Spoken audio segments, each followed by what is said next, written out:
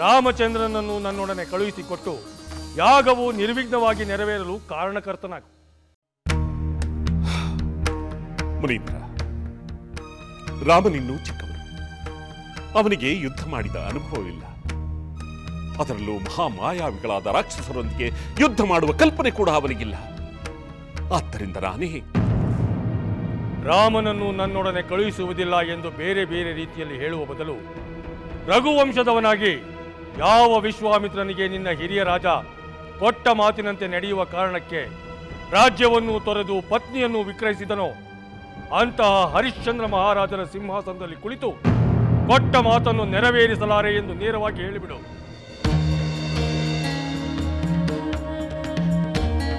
ದಶರಥ, ನಿನಗೆ ಸ್ವಲ್ಪ ಸಮಯಾವಕಾಶವನ್ನು ಕೊಡುತ್ತಿದ್ದೇನೆ. ಅಷ್ಟರಲ್ಲಿ ಒಂದು ತೀರ್ಮಾನಕ್ಕೆ ಬರುವುದು ಒಳ್ಳೆಯದು. ನಾನು ಸರಿಯೂ ನದಿ ದಂಡೆಯಲ್ಲಿ ಅರ್ಘ್ಯವನ್ನು ಬಿಟ್ಟು ಬರುತ್ತೇನೆ. ಮುನೀಂದ್ರ,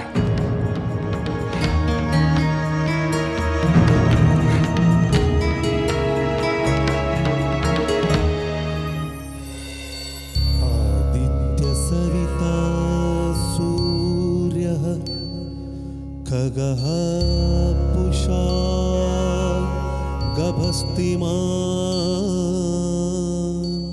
ಸುವರ್ಣ ಸದೃಶೋ ಭಾನುಃ ಸ್ವರ್ಣರೇಖಾ ದಿವಾಕರಃ ಹಿರಣ್ಯಗರ್ಭಃ ಶಿಶಿರಸ್ತಪನೋ ಭಾಸ್ಕರೋ ರವಿಃ ಅಗ್ನಿಗರ್ಭೋದಿತೇಃ ಪುತ್ರಃ ಶಂಖಃ ಶಿಶಿರನಾಶನಃ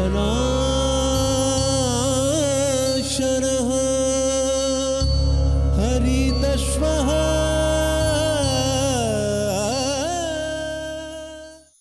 ಸಹೋದರ ಲಕ್ಷ್ಮಣ. ಸಹೋದರ, ವಿಶ್ವಾಮಿತ್ರ ಮಹರ್ಷಿಗಳು ದಯಮಾಡಿಸಿದ್ದಾರೆ. ಹಾಗಾದ್ರೆ ಕೂಡಲೇ ಹೋಗಿ ಅವರ ಆಶೀರ್ವಾದವನ್ನು ಪಡೆಯೋಣ. ಸಹೋದರ, ನಾವು ಅವರ ಆಶೀರ್ವಾದವನ್ನು ಪಡೆಯುತ್ತೇವೋ ಅಥವಾ ಅವರ ಕೋಪಕ್ಕೆ ಗುರಿಯಾಗುತ್ತೇವೋ ಎನಿಸುತ್ತಿದೆ. ಏಕೆ ಲಕ್ಷ್ಮಣ?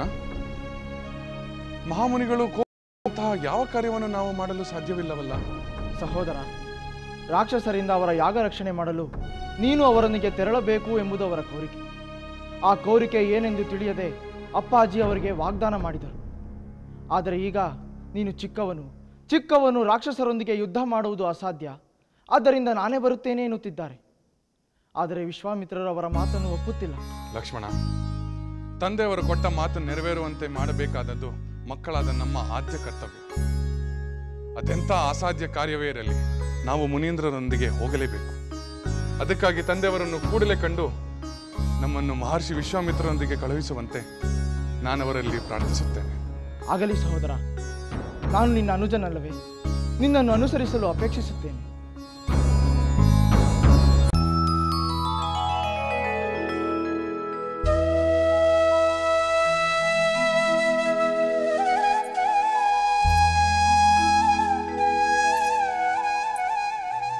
ಗಿಣಿ ಜೋಡಿಯೇ, ನಿಮಗೆ ಈ ಹಣ್ಣು ಇಷ್ಟವಾಯಿತೆ? ಇಷ್ಟವಾಗಿದೆ ರಾಜಕುಮಾರಿ. ನೀವು ಮನುಷ್ಯರಿಗಿಂತ ಹೆಚ್ಚಿನ ನೀತಿ ನಿಯಮಗಳನ್ನು ಪಾಲಿಸುವಿರಿ. ನಿಮ್ಮನ್ನು ನಾವು ಪಂಜರದಲ್ಲಿ ಇಡದೇ ಇದ್ದರೂ ಹಾರಿ ಹೋಗುವ ಪ್ರಯತ್ನವೂ ಮಾಡಲಿಲ್ಲ. ರಾಜಕುಮಾರಿ, ನಾವು ಎಂದಿಗೂ ಕೊಟ್ಟ ಮಾತನ್ನು ತಪ್ಪುವುದಿಲ್ಲ. ನಾವು ನಿಮ್ಮ ಆತಿಥ್ಯ ಸ್ವೀಕರಿಸಿ ನಿಮ್ಮ ಒಪ್ಪಿಗೆ ಪಡೆಯದೆ ಹಾರಿ ಹೋಗುವ ತಪ್ಪನ್ನು ಮಾಡುವುದಿಲ್ಲ. ಇದು ರಾಜಸ್ಥಾನ. ನಿಮ್ಮ ತಂದೆ ಜನಕ ಮಹಾರಾಜ ಮಹಾ ಪರಾಕ್ರಮಶಾಲಿ. ನಾವೇನಾದರೂ ನಮ್ಮ ಇಷ್ಟ ಬಂದಂತೆ ಹಾರಿ ಹೋದರೆ ರಾಜಭಟರಿಂದ ಹಿಡಿಸಿ ತರುವುದು ಕ್ಷತ್ರಿಯರಿಗೆ ಕಷ್ಟವಲ್ಲ. ನಮ್ಮನ್ನು ಶಿಕ್ಷಿಸುವುದರಲ್ಲಿ ಆಶ್ಚರ್ಯವೇ ಇಲ್ಲ. ಅಯ್ಯೋ, ನಿಮ್ಮಂಥ ಮುದ್ದಾದ ಗಿಳಿಗಳು ಶಿಕ್ಷೆಗೆ ಒಳಗಾಗುವ ಕಲ್ಪನೆಯೂ ಕೂಡ ನಾನು ಮಾಡಿಕೊಳ್ಳಲು ಸಾಧ್ಯವಾಗುತ್ತಿಲ್ಲ. ನಿಮಗೆ ಎಂದಿಗೂ ಯಾರಿಂದಲೂ ಒಂದು ಚಿಕ್ಕ ಶಿಕ್ಷೆಯೂ ಆಗದಿರಲಿ ಎಂದು ನಾನು ಬಯಸುತ್ತೇನೆ. ನೀವು ಇಲ್ಲೇ ಇದ್ದು ಬಿಡಿ. ನಿಮಗೆ ಯಾರಿಂದಲೂ ತೊಂದರೆ ಆಗದ ಹಾಗೆ ನಾನು ನೋಡಿಕೊಳ್ಳುತ್ತೇನೆ. ಇಲ್ಲ, ನಾವು ಇಲ್ಲಿ ಇರುವುದಿಲ್ಲ. ದಯಮಾಡಿ ನಮಗೆ ಅಪ್ಪಣೆ ಕೊಡಿ. ನಾವು ಇಲ್ಲಿಂದ ಮುನಿಗಳ ಆಶ್ರಮಕ್ಕೆ ಹೋಗುತ್ತೇವೆ. ನಮ್ಮನ್ನು ಕಳಿಸಿಕೊಡಿ. ಗಿಳಿಜೋಡಿ, ವಾಲ್ಮೀಕಿ ಮಹರ್ಷಿಯವರು ಹೇಳುವ ಕಥೆಯನ್ನು ಹೇಳಿ ನಂತರ ಹೋಗಿ. ಈಗಲೇ ನಾವು ಆ ಕಥೆಯನ್ನು ಹೇಳುತ್ತೇವೆ.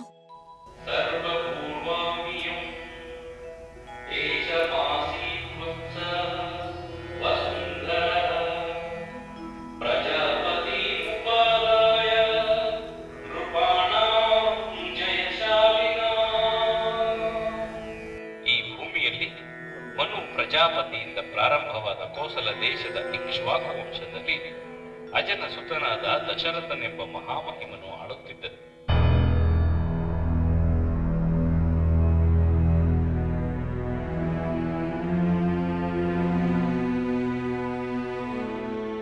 ಅಪ್ಪಾಜಿ, ನಮಸ್ಕರಿಸುತ್ತೇವೆ. ಮಂಗಳವಾಗಲಿ. ರಾಮ, ಲಕ್ಷ್ಮಣ, ನೀವು ಕೆಲ ಕಾಲ ಕೋಸಲ ದೇಶದಲ್ಲಿರುವುದು ಒಳಿತು ಎಂದು ನನಗನಿಸುತ್ತಿದೆ. ನಿಮ್ಮ ತಾತನ ಮನೆಗೆ ಹಿಂದೆ ಈ ಕ್ಷಣವೇ ಹೊರಟರೆ ಹೇಗೆ? ಏಕೆ ಅಪ್ಪಾಜಿ? ಇದ್ದಕ್ಕಿದ್ದ ಹಾಗೆ ಕೋಸಲ ಪ್ರದೇಶಕ್ಕೆ ಏಕೆ ಹೋಗಬೇಕು? ಅದು ಏಕೆಂದರೆ ನೀವುಗಳು ಇಲ್ಲಿಯೇ ಇದ್ದರೆ. ನಾವು ಇಲ್ಲಿಯೇ ಇದ್ದರೆ ಮಹರ್ಷಿ ವಿಶ್ವಾಮಿತ್ರರೊಂದಿಗೆ ರಾಕ್ಷಸ ಸಂಹಾರಕ್ಕೆ ಹೋಗಬೇಕು ಎಂದು ಚಿಂತೆ ಮಾಡುತ್ತಿರುವಿರಾ? ಹೌದು ರಾಮಚಂದ್ರ, ನೀನಿನ್ನೂ ಚಿಕ್ಕವನು. ಅಂತಹ ಮಹಾ ನೀಚ ರಾಕ್ಷಸರೊಡನೆ ಯುದ್ಧ ಮಾಡಲು ಹೇಗೆ ಕಳಿಸುವುದು? ಸಾಧ್ಯವಿಲ್ಲ. ಆದರೆ ಅಪ್ಪಾಜಿ, ಮಹರ್ಷಿ ವಿಶ್ವಾಮಿತ್ರರು ಕೋರಿದ ಕೋರಿಕೆಯನ್ನು ನೀವು ಈಡೇರಿಸುತ್ತೇನೆ ಎಂದು ಮಾತು ಕೊಟ್ಟಿರುವಿರಿ ಅಲ್ಲವೇ? ಹೌದು ರಾಮಚಂದ್ರ, ಅದೇ ನಾನು ಮಾಡಿದ ತಪ್ಪು. ಅವರ ಕೋರಿಕೆ ಏನೆಂದು ತಿಳಿದುಕೊಳ್ಳದೆ ಈಡೇರಿಸುತ್ತೇನೆ ಎಂದು ಭರವಸೆಯನ್ನು ಕೊಟ್ಟುಬಿಟ್ಟೆ. ಅಪ್ಪಾಜಿ, ನೀವು ಕೊಟ್ಟ ಮಾತು ಉಳಿಯಲೇಬೇಕು. ರಘುವಂಶದ ರಾಜರೆಂದು ಕೊಟ್ಟ ಮಾತು ತಪ್ಪುವುದಿಲ್ಲ ಎಂಬ ಕೀರ್ತಿ ಉಳಿಯಲೇಬೇಕು. ನೀವು ಕೊಟ್ಟ ಮಾತು ನೆರವೇರಲಿ ಎಂದು ನಾನು ಸಂತೋಷದಿಂದ ಯಜ್ಞ ರಕ್ಷಣೆಗೆ ಹೋಗಲು ಸಿದ್ಧನಿದ್ದೇನೆ. ಅಪ್ಪಾಜಿ, ನಾನು ಕೂಡ ಸಹೋದರನೊಂದಿಗೆ ಹೋಗಲು ಇಚ್ಛಿಸುತ್ತೇನೆ. ಬೇಡಿ ಮಕ್ಕಳೇ, ಬೇಡಿ. ಹಲವಾರು ವರ್ಷಗಳ ಕಾಲ ಮಕ್ಕಳಿಲ್ಲದೆ ಪರಿತಪಿಸಿ ಸಂಕಟಪಟ್ಟು ಕೊರಗಿ ಯಜ್ಞ ಯಾಗಾದಿಗಳನ್ನು ಮಾಡಿ ಪಡೆದ ವರಪುತ್ರರು ನೀವುಗಳು. ನಿಮ್ಮನ್ನು ಅಂತಹ ಅಪಾಯಕಾರಿ ಕಾರ್ಯಕ್ಕೆ ನಾನು ಕಳುಹಿಸಲು ಸಾಧ್ಯವಿಲ್ಲ. ರಾಮಚಂದ್ರ, ನೀನು ನನ್ನ ಹಿರಿಯ ಪುತ್ರ, ಈ ರಾಜ್ಯದ ಮುಂದಿನ ಉತ್ತರಾಧಿಕಾರಿ, ನಮ್ಮ ವಂಶವನ್ನು ಬೆಳಗಬೇಕಾದವನು.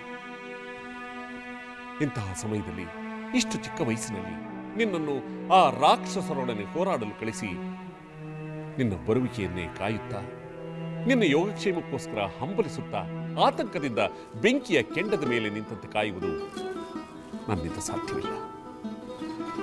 ಕಳುಹಿಸಲಾರೆ.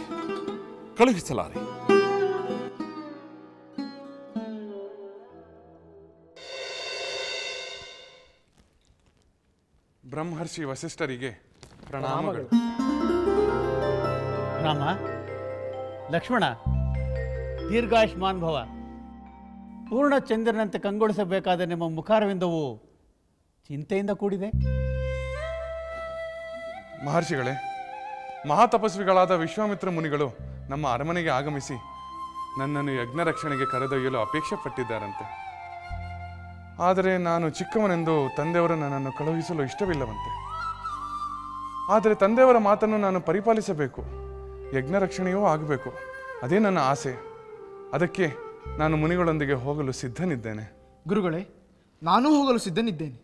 ರಾಮಚಂದ್ರ, ಮುಂದೆ ಪಿತೃವಾಕ್ಯ ಪರಿಪಾಲಕನೆಂದು ಪ್ರಖ್ಯಾತ ಹೊಂದುವ ನಿನ್ನಿಂದ ಪಿತೃವೇ ಕೊಟ್ಟ ವಾಕ್ಯವನ್ನು ಪರಿಪಾಲಿಸಲು ಇಚ್ಛಿಸುತ್ತಿರುವುದು ನನಗೆ ಆನಂದವನ್ನು ನೀಡಿದೆ. ನಾನು ನಿನ್ನ ತಂದೆಯೊಡನೆ ಮಾತನಾಡುತ್ತೇನೆ, ನಿನ್ನ ಇಚ್ಛೆ ಪೂರೈಸುವಂತೆ ಮಾಡುತ್ತೇನೆ. ಧನ್ಯೋಸ್ಮಿ. ವಿಜಯೀ ಭವ.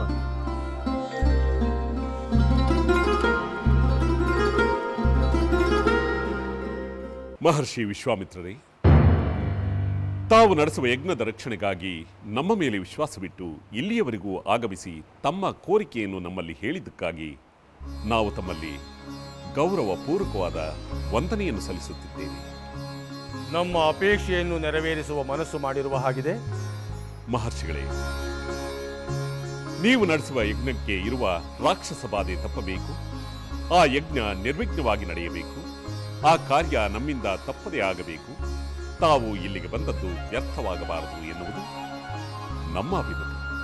ಹಾಗಾದರೆ ಯಜ್ಞದ ರಕ್ಷಣೆಗೆ ರಾಮನನ್ನು ನನ್ನೊಡನೆ ಕಳಿಸುವೆಯಾ?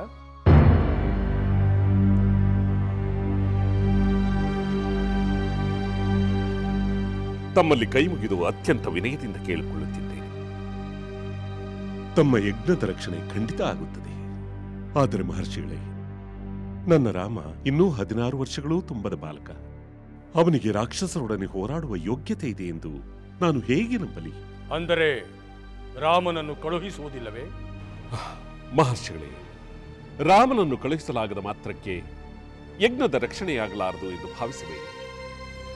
ನನ್ನಲ್ಲಿ ಒಂದು ಅಕ್ಷೋಹಿಣಿ ಸೈನ್ಯವಿದೆ. ಆ ಸೈನ್ಯದೊಡನೆ ನಾನೇ ಬಂದು ರಾಕ್ಷಸರೊಡನೆ ಯುದ್ಧ ಮಾಡುತ್ತೇನೆ. ನನ್ನ ಸೇನಾಧಿಪತಿಗಳು ಶೂರರು, ಅಸ್ತ್ರ ವಿಶಾರದರು, ರಾಕ್ಷಸರೊಡನೆ ಹೋರಾಡಲು ಸಮರ್ಥರೂ ಆಗಿದ್ದಾರೆ. ರಾಮನನ್ನು ಕಳುಹಿಸು ಎಂದು ವಿನಂತಿಸಿದರೆ ನೀನು ಸೇನೆಯನ್ನು ಕಳಿಸುವ ಬಗ್ಗೆ ಮಾತನಾಡುತ್ತಿರುವೆಯಲ್ಲ? ಮಹರ್ಷಿಗಳೇ, ನಾನು ಬರಿಯ ಸೈನ್ಯವನ್ನು ಮಾತ್ರ ಕಳುಹಿಸುತ್ತಿಲ್ಲ. ನಾನೇ ಧನುಷ್ಪಾಣಿಯಾಗಿ ಯಜ್ಞ ರಕ್ಷಣಾರ್ಥಿಯಾಗಿ ಬರುತ್ತಿದ್ದೇನೆ. ಸೈನ್ಯದ ಮುಂದಾಳಾಗಿ ನಿಂತು ಎಲ್ಲಿಯವರೆಗೂ ನನ್ನ ಪ್ರಾಣಪಕ್ಷಿ ಇರುತ್ತದೆಯೋ ಅಲ್ಲಿಯವರೆಗೂ ಯಜ್ಞಕ್ಕೆ ವಿಘ್ನ ಉಂಟು ಮಾಡುವ ರಾಕ್ಷಸರೊಡನೆ ಎಡೆಬಿಡದೆ ಹೋರಾಡುತ್ತೇನೆ. ಮುನಿಪುಂಗವರೇ, ನನ್ನಿಂದ ನಿಮ್ಮ ವ್ರತಾನುಷ್ಠಾನವಾಗುತ್ತದೆ. ಇದರಲ್ಲಿ ಯಾವ ಸಂಶಯವೂ ಬೇಡ. ಯಾಗದ ರಕ್ಷಣೆಯನ್ನು ನೀನು ಮಾಡುವುದರ ಕುರಿತು ಯೋಚಿಸಿದ್ದರೆ ಅದು ಸಂಶಯ ಮಾತ್ರ. ನಾನು ಯೋಚಿಸಿದ್ದು ರಾಮನ ಕುರಿತಾಗಿ. ರಾಮನ ಮೇಲೆ ನಿನಗೆ ಸಂಶಯವೇಕೆ ಮಹಾರಾಜ? ರಾಮನ ಸ್ವರೂಪವೇನೆಂಬುದು ನಮಗೆ ತಿಳಿದಿದೆ, ವಸಿಷ್ಠರಿಗೂ ತಿಳಿದಿದೆ.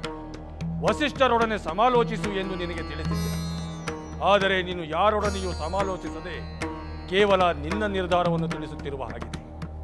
ಮಹರ್ಷಿಗಳೇ, ತಾವು ಹೇಳುತ್ತಿರುವ ಮಾತು ಸತ್ಯ. ನಾನು ವಸಿಷ್ಠರೊಂದಿಗಾಗಲಿ ನನ್ನ ಮಂತ್ರಿಗಳೊಂದಿಗಾಗಲಿ ಸಮಾಲೋಚನೆ ಮಾಡಿಲ್ಲ. ಆದರೆ ರಾಮನನ್ನು ಕಳಿಸಲು ಏಕೆ ಮಾತನಾಡುತ್ತಿಲ್ಲ ಎನ್ನುವುದಕ್ಕೆ ಕಾರಣವಿದೆ. ಕಾರಣ? ಯಾವ ಕಾರಣ ಮಹಾರಾಜ? ಮಹರ್ಷಿಗಳೇ, ರಾಮನ ವಿಷಯ ರಾಮನನ್ನು ನೋಡಿದ ಮಾತ್ರದಿಂದಲೇ ಅರಿವಾಗುತ್ತದೆ. ಅವನಿನ್ನೂ ಬಾಲಕ. ಎದುರಾಳಿಗಳ ಬಲವನ್ನು ತಿಳಿಯುವ ಚಾಕಚಕ್ಯತೆ ಅವನಿಗಿಲ್ಲ. ಅವನ ಧನುರ್ವಿದ್ಯಾಭ್ಯಾಸ ಇನ್ನೂ ಪೂರ್ಣವಾಗಿಲ್ಲ. ಮಹಾಸ್ತ್ರಗಳ ಉಪದೇಶ ತಿಳಿಯದೇ ಇರುವುದರಿಂದ ಅಸ್ತ್ರಗಳ ಬಲವೂ ಇರುವುದಿಲ್ಲ. ಆ ಕಾರಣದಿಂದ ಅವನು ರಾಕ್ಷಸರೊಡನೆ ಹೋರಾಡಲು ಅಸಮರ್ಥನಾಗಿದ್ದಾನೆ. ಏಕೆಂದರೆ ರಾಕ್ಷಸರು ಕಪಟ ಯುದ್ಧ ಪ್ರವೀಣ. ಆದರೆ ನಮ್ಮ ರಾಮ ಕಪಟವನ್ನೇ ಅರಿಯದನು. ರಾಮನಿಗೆ ಅಸ್ತ್ರಗಳ ಉಪದೇಶವಾಗಿಲ್ಲ ಎಂದು ನೀನು ಹೆದರುತ್ತಿರುವೆಯಾ? ಅದು ನನ್ನೊಡನೆ ರಾಮನಿರುವಾಗ. ಮಹರ್ಷಿಗಳೇ, ನೀವೇ ರಾಮನಿಗೆ ಅಸ್ತ್ರಗಳನ್ನು ಉಪದೇಶಿಸಿ ಸಂರಕ್ಷಿಸುವುದಾಗಿ ಹೇಳಿದರೂ ಕೂಡ ನಾನು ರಾಮನನ್ನು ಬಿಟ್ಟು ಕ್ಷಣ ಮಾತ್ರವೂ ಜೀವಿಸಲು ಇಚ್ಛಿಸುವುದಿಲ್ಲ. ಒಂದು ಕಾರಣಕ್ಕೆ ರಾಮನನ್ನು ಕರೆದೊಯ್ಯುವುದು ಯುಕ್ತವಲ್ಲ ಎಂದು ನನಗನಿಸುತ್ತದೆ. ಹಾಗೊಮ್ಮೆ ನೀವು ಕರೆದೊಯ್ಯುವುದೇ ಆದರೆ ಚತುರಂಗ ಬಲದೊಡನೆ ನಾನೂ ಬರುತ್ತೇನೆ. ರಾಮನನ್ನು ಕಂಡರೆ ಏಕೆಷ್ಟು ಮಮತೆ ಎಂದು ನೀವು ಕೇಳಬಹುದು. ಮಹರ್ಷಿಗಳೇ, ಅನೇಕ ವರ್ಷಗಳ ಕಾಲ ಮಕ್ಕಳಿಲ್ಲದೆ ವ್ರತಾನುಷ್ಠಾನ ಮಾಡಿ ಯಜ್ಞ ಯಾಗಾದಿಗಳನ್ನು ಮಾಡಿ ಅವನನ್ನು ಪಡೆದಿದ್ದೇನೆ. 4 ಮಕ್ಕಳಿರುವರಲ್ಲ, ಅದರಲ್ಲಿ ರಾಮನನ್ನು ಕಳಿಸಬಹುದಲ್ಲ ಎಂದು ನೀವು ಕೇಳಬಹುದು. 4 ಮಕ್ಕಳಲ್ಲಿ ರಾಮನೇ ನನಗೆ ಪ್ರಿಯವಾದವನು. ಏಕೆಂದರೆ ಅವನು ಜ್ಯೇಷ್ಠ ಪುತ್ರ, ಧರ್ಮರಕ್ಷಕ. ಮಹಾರಾಜ, ಇಷ್ಟೆಲ್ಲ ಹೇಳುವ ಬದಲು ನಿಮ್ಮ ಯಾಗದ ರಕ್ಷಣೆ ನನ್ನಿಂದ ಸಾಧ್ಯವಿಲ್ಲ ಎಂಬ ಮಾತನ್ನು ಹೇಳಬಹುದಿತ್ತಲ್ಲ? ಮಹರ್ಷಿಗಳೇ, ನನ್ನ ಮನದಾಳದ ಮಾತುಗಳನ್ನು ಹೇಳುತ್ತಿದ್ದೇನೆ. ತಮ್ಮಂತಹ ಮಹಾತ್ಮರ ಮುಂದೆ ಮನಸ್ಸಿನಲ್ಲೊಂದು ಮಾತಿನಲ್ಲೊಂದು ಆಡಲು ಸಾಧ್ಯವಿಲ್ಲ. ರಾವಣನ ಎದುರಾಗಲಿ, ಅವನಿಂದ ಪ್ರೇರಿತರಾದ ಮಾರೀಚ ಸುಬಾಹುವಿನ ಎದುರಾಗಲಿ ನಾನು ಯುದ್ಧ ಮಾಡಲು ಅಶಕ್ತನಾಗಿದ್ದೇನೆ. ಬಹಳ ವರ್ಷಗಳ ನಂತರ ಪುತ್ರ ಸಂತಾನ ಪ್ರಾಪ್ತಿಯಾದ ನನಗೆ ನೀವೇ ಗುರುಗಳು, ಪರದೈವವೂ ಆಗಿರುವುದು. ಮಹಾತ್ಮರೇ, ಬಾಲರಾಮನ ಮೇಲೆ ಕರುಣೆ ಮಾಡಿ ಮಹಾನುಭಾವ. ದೇವದಾನವ ಕಿನ್ನರ ಕಿಂಪುರುಷರೇ ರಾವಣನ ಮುಂದೆ ಯುದ್ಧಕ್ಕೆ ನಿಲ್ಲಲು ಅಸಮರ್ಥರಾಗಿರುವಾಗ ಸಾಮಾನ್ಯ ಎಕ್ಕಶ್ಚಿತ್ ಮಾನವರು ಅಂತಹ ಮಹಾನ್ ರಾವಣನನ್ನು ಗೆಲ್ಲುವುದು ಸಾಧ್ಯವೇ? ನಾನೇ ಸ್ವಯಂ ಮಕ್ಕಳೊಂದಿಗೆ ಬಂದರು, ನನ್ನ ಸೈನ್ಯದೊಡನೆ ಬಂದರು. ನಾನು ಮಾರೀಚ ಸುಬಾಹುವನ್ನು ಗೆಲ್ಲುವುದು ಸಾಧ್ಯವಿಲ್ಲ. ಯಾರೊಡನೆ ಯಾವ ವಿಷಯವನ್ನು ಚರ್ಚಿಸುತ್ತಿದ್ದೇನೆ ಎಂಬ ಅರಿವಿದೆಯೇ ಮಹಾರಾಜ?